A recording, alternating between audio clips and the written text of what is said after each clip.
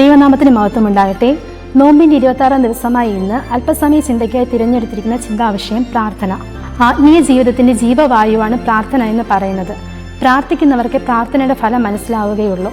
പ്രാർത്ഥനയെ നമുക്ക് രണ്ട് രീതിയിലായി ചിന്തിക്കാം. ഒന്നാമതായി, പ്രാർത്ഥന എങ്ങനെയുള്ളതായിരിക്കണം? ലൂക്കോസ് 11:9 ഇപ്രകാരം പറയുന്നു: യാചിപ്പിനെന്നാൽ നിങ്ങൾക്ക് കിട്ടും, അന്വേഷിപ്പിനെന്നാൽ നിങ്ങൾ കണ്ടെത്തും, മുട്ടുവിനെന്നാൽ നിങ്ങൾക്ക് തുറക്കപ്പെടും എന്ന്.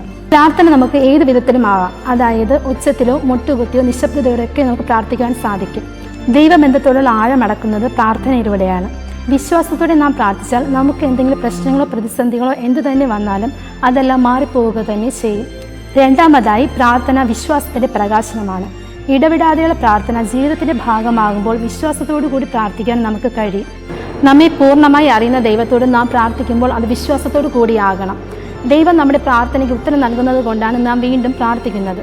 ലൂക്കോസ് 1:12-16 വരെയുള്ള വാക്യങ്ങൾ വായിക്കുമ്പോൾ അവിടെ സഖരിയ പുരോഹിതനും എലിസബത്തും വിവാഹശേഷം വർഷങ്ങൾ പിന്നിട്ടിട്ട് തങ്ങൾക്കൊരു കുഞ്ഞിനെ ലഭിക്കുമെന്ന കാത്തിരിപ്പ് വൃദ്ധനായപ്പോഴും തുടരുന്നു.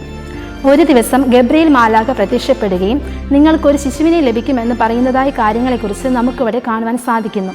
ഇതിലൂടെ നമുക്ക് അവരുടെ വിശ്വാസത്തിൻ്റെ പ്രാർത്ഥനയുടെ ഫലമായുള്ള മറുപടി ലഭിക്കുന്നതായാണ് നമുക്ക് കാണുവാൻ സാധിക്കുന്നത്. പ്രാർത്ഥന ഇല്ലാതായാൽ ദൈവവുമായുള്ള നമ്മുടെ ബന്ധമാണ് ഇല്ലാതാകുന്നത്. നാം വീഴാതിരിക്കണമെങ്കിൽ ഉണർന്നിരുന്ന് പ്രാർത്ഥിക്കുക തന്നെ ചെയ്യണം. അങ്ങനെ ഈ നോമ്പ് കാലത്ത് നമുക്കും പ്രാർത്ഥനയോടെ ആയിരിക്കാം. ദൈവം നമ്മെ ഏവരെ സമൃദ്ധമായി അനുഗ്രഹിക്കുമാറാകട്ടെ. ആമേൻ.